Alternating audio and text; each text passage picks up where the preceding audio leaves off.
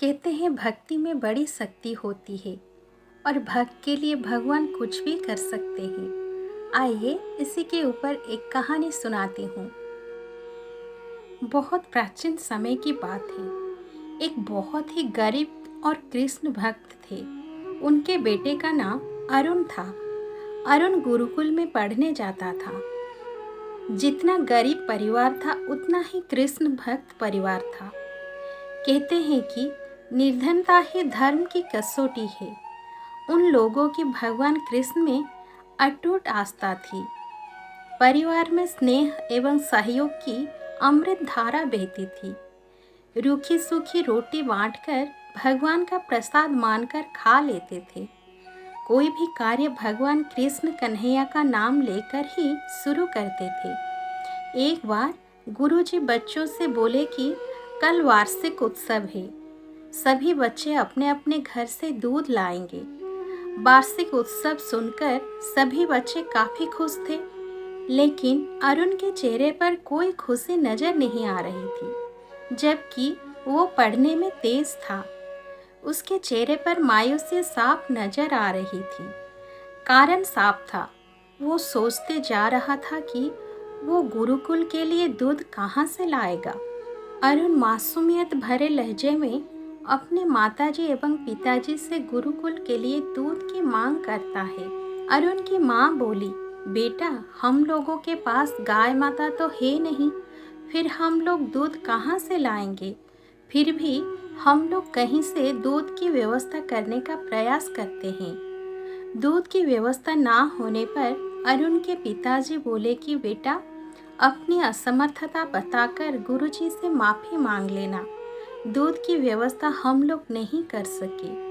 अगले दिन माताजी एवं पिताजी के चरण स्पर्श करके उनका आशीर्वाद लेकर अरुण गुरुकुल चल दिया।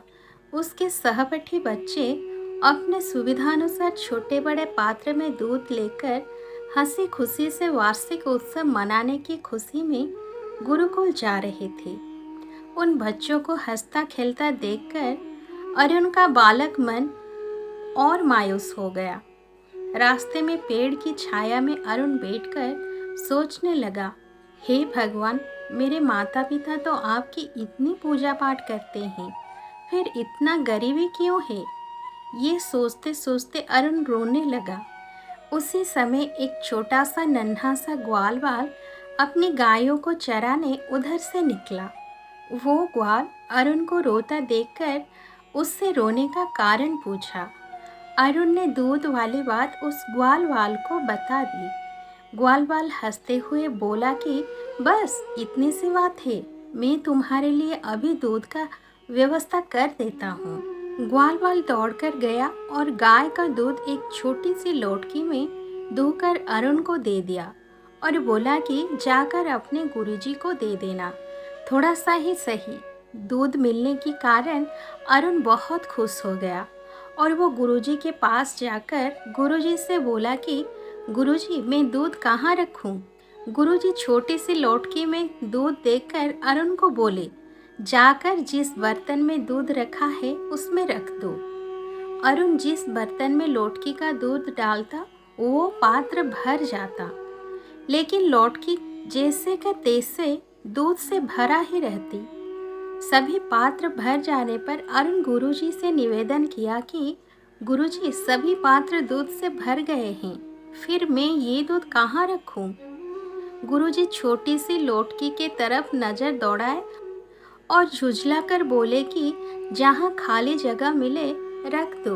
अरुण एक बार पुनः चारों तरफ देखकर जहाँ भी बर्तन में थोड़ी जगह देखता, लोटकी का दूध उसमें डाल देता।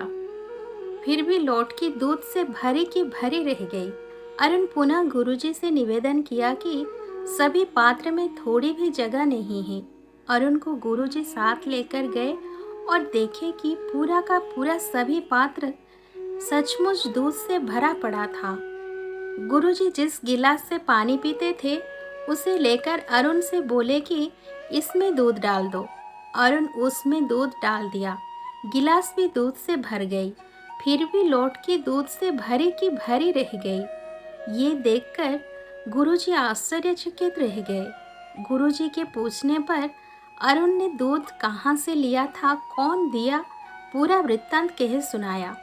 गुरुजी अरुण को लेकर उस जगह गए जहाँ वो ग्वालवाल अरुण को दूध दिया था, लेकिन वहाँ ना तो गाय थी ना तो ग्वालवाल। गुरुजी बोले, धन्य है तुम्हारे कृष्ण भक्त माता पिता और धन्य हो तुम। राधे राधे।